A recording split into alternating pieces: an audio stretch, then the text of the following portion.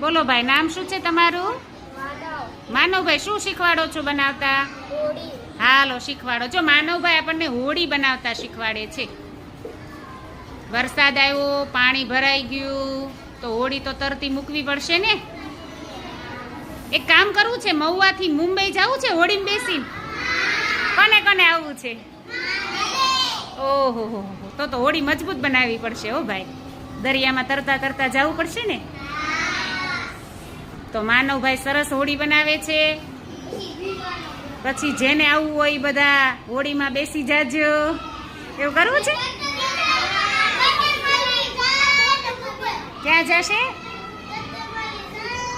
હા સરસ. તાર હોળી ભાવનગર જાય? દરિયો ન હોય તોય?